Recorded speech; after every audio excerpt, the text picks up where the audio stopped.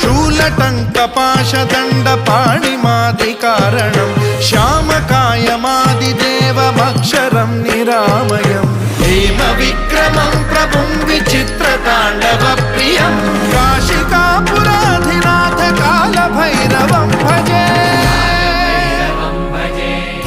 मुक्तिदायकं प्रशस्तचारु विग्रहं भक्तवत्सलं स्थितं समस्तलोकविग्रहं विनिक्वणं